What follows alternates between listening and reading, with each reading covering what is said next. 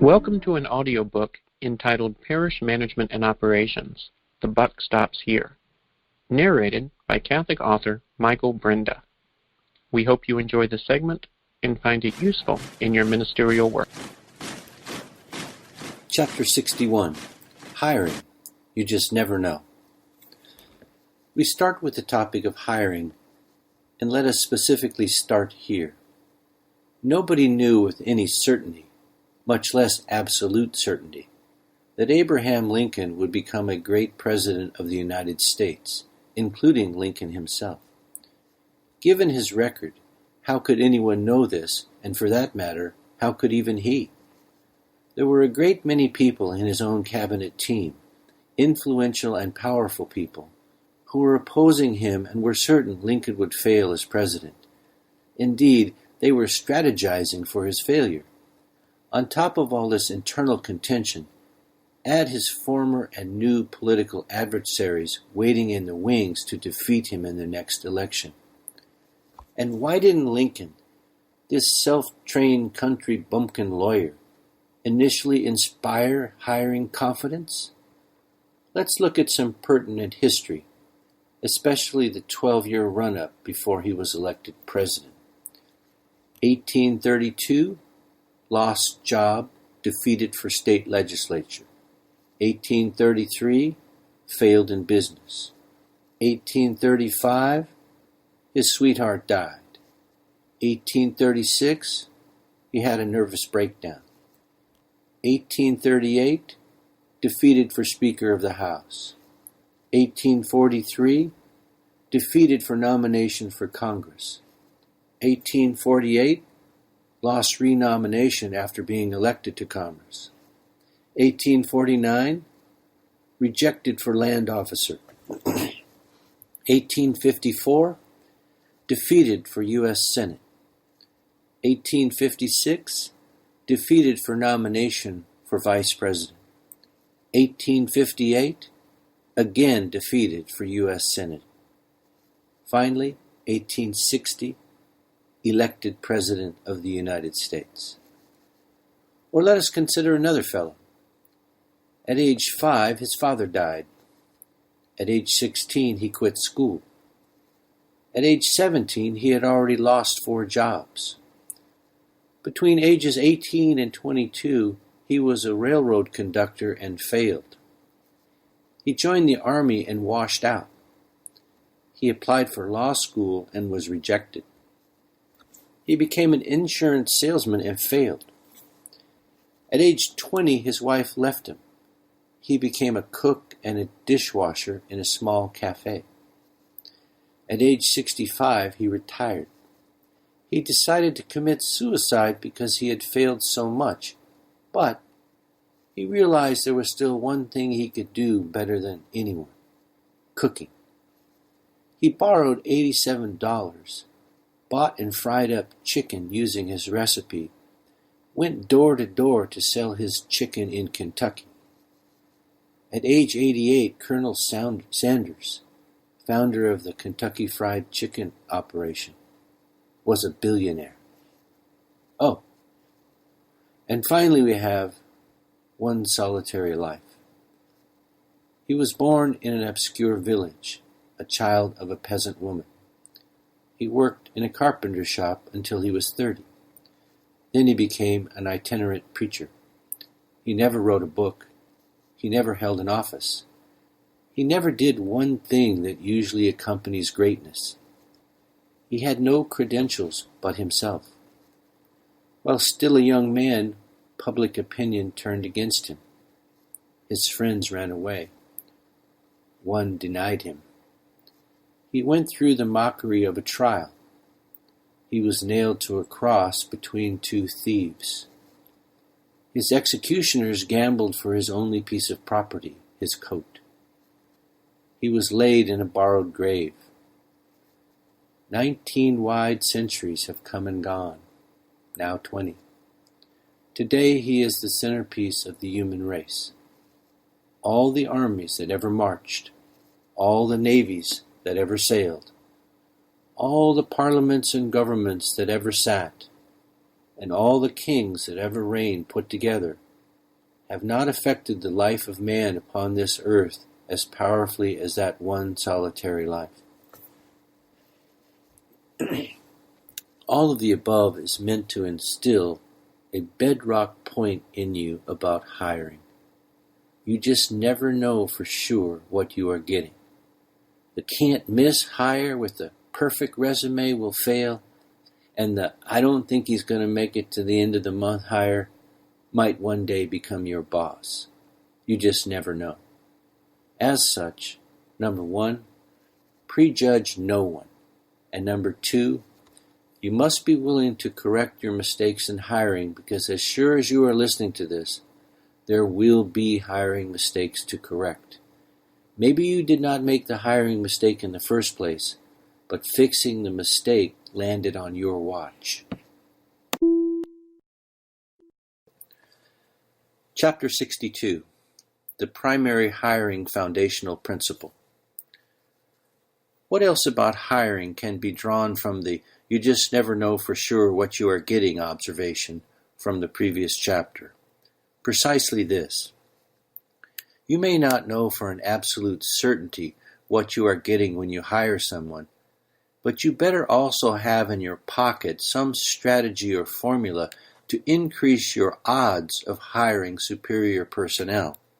In other words, number one, do not misinterpret the "you just never know" statement that all hiring is a dart throw, a shot in the dark, or some sort of quiet endorsement that there is no use trying to discern superior talent in the first place. And number two, do not believe that superior talent can be found through what you consider to be the so-called perfect resume. Both premises are flawed and false, but this advisement is more about not being surprised or disappointed when you make the wrong hiring call, because if you are involved in hiring, making the wrong call will happen. Here is what can be said about hiring and firing. Hiring and firing are both an art and a science. No news here.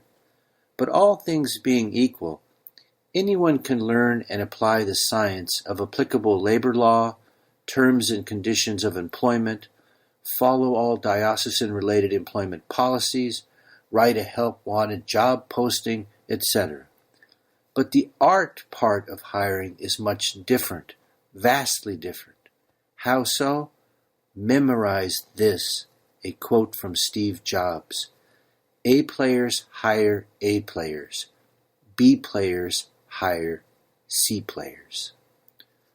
Full stop here to discuss the premier and foundational principle regarding hiring, courtesy of Steve Jobs. From time to time in life you bump into the perfect wheel.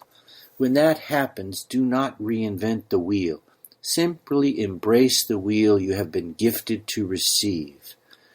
You will never in your life find a more insightful, succinct, useful, wise, and deceivingly simple piece of advice regarding the hiring of personnel in any venture. What was Jobs saying here? A whole lot more than first meets the eye. Most anyone can intuit an A player is the overall best at their craft, superior, excellent, outstanding, etc.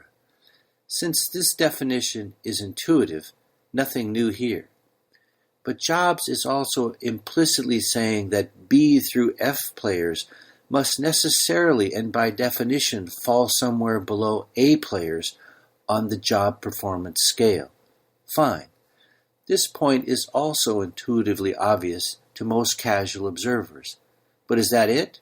Is that the entire message? There are superior applicants and less than superior applicants? End of message? No. There is so much more insight and wisdom embedded in what Jobs said that we must now unpack. Chapter 63, The A-Player Conundrum. Supremely talented people are characteristically and notoriously supremely confident in their own abilities. Yes, you want to hire such people, but you also better be able to manage them. Why is this point sometimes perceived as a challenge? Because superior and supremely talented people strongly demand really, to only work for and around other supremely talented people. Oh, that could be a problem. How so? What if there are no or too few other supremely talented people in your PMO operation? That's not good. Bluntly stated, if you do not surround A players with other A player co-workers, and if you are not an A player PMO administrator, A players will leave. They will run for the door and quit. Sorry, ordained, it is what it is for you. You can't quit, so you either have to improve or endure. But lay A players can't tolerate, indeed will not tolerate for long, working in the midst of incompetence and mediocrity. Indeed, another name for A players could be organizational incompetence detectors. Nobody promised you such folks would be a cakewalk to manage, but if you are looking for easy to manage, stop listening to this book, hire yourself C players, and place your PMO administrator job on cruise control. The truth is that A players are an absolute joy to work around and easy to manage, but only by A player administrators. But A player pretender and wannabe PMO administrators, they are going to be in for some long days at work. Therefore, we conclude, the creation and maintenance of a supremely qualified and staffed PMO department is forever dependent upon the person who is doing the hiring and firing, and that person must be an A player. A player employees and volunteers may be superior at what they do, but the PMO administrator is doing the hiring. So the destiny of PMO is perpetually held in the hands of this person first and foremost, the person doing the hiring and firing. You cannot deliver superior PMO results without superior people working in PMO. You can shout from the rooftops day and night, "We shall overcome our problems in PMO. We will serve in excellence." Nope, sorry. Not happening. Why? No system or anything taught in this book or any course is going to overcome personnel who are not capable or not interested in being A players. You simply cannot ask or task a B player to produce the results of an A player. It is illogical and a contradiction in terms. And who benefits from this attitude and policy of hiring A players, besides the individual hired and the person to whom they report? The entire organization they work for benefits. Everyone they are meant to serve benefits. Notice then that by logical extension, the person responsible for hiring and firing PMO personnel must themselves be what? An A player. The PMO administrator must be an A player to create and maintain superior PMO, not a pretend A player, an actual one. The above point raises a very valid question. How do organizations of all types continue to exist when they are led by less than A players? Shouldn't they just run themselves into the ground and disappear? No. A simple but revealing answer. Such organizations simply get in the way of organic demand for their product or service. They do not build demand, or in our case in PMO, unlock suppressed demand. They exist only because of the fact some organic demand for their product or service will always exist. For example, some number of couples will always be married. Children will always be baptized. People will always die, etc. And PMO can bumble along forever serving those organic core demands. But does PMO create greater interest in knowing Christ? No. Do they create greater demand for PMO services? No. Do they reach those who are suppressing their faith? No. Do they even believe these and many other actions are part of their duty in PMO? No. Chapter 64, B-Player Reality and the Road to Ruin. We must now note the downward trajectory of any organization if and when a B player or lower is doing the hiring. But why? What's the big deal? When you get right down to execution and producing results in PMO, really, what's so bad about delivering B-level results across the board? I mean, it's not superior PMO, but, hey, it's good, it's okay, it's adequate, we get the job done. No, not acceptable. Why? Because besides being not acceptable on its face, there is a flaw in this logic. What flaw? A players by their nature choose only to hire A players. They have no worries, no turf to protect, no parochial interest that hiring another supremely talented person might make them look less competent, outperform them and take away their position in the organization, inhibit promotional opportunities for them, etc. No such short-sighted and petty concerns exist in the mind of authentic A players. However, B players? A completely different mental paradigm, a completely different mentality exists. How so? B players have unspoken parochial interest, also known as the instinct for self-preservation. B players have concerns that A players don't, and by definition will never have. B players are worried, and rightfully so, that if they were to ever hire an A player, perhaps they just hired their replacement. And we surely don't need that, my fellow B players, do we? Solution? Just as Jobs stated, A players hire A players. But what do B players do? Do B players hire A players? No. Do B players hire more B players like themselves? No. What B players do is domino down and hire C players as a form of self-preservation insurance, as built-in job security, or because A players will simply refuse job offers to work for identifiable non-A players. You simply cannot attract A-level talent in your organization by conducting your hiring interviews through B, C, D, or F-level interviewing talent. Notwithstanding A players hiring A players, B through D players will always hire one or more talent rungs below themselves. And who wants an organization built on that falling domino hiring effect? Chapter 65. C's lead to D's, and D's lead to F's.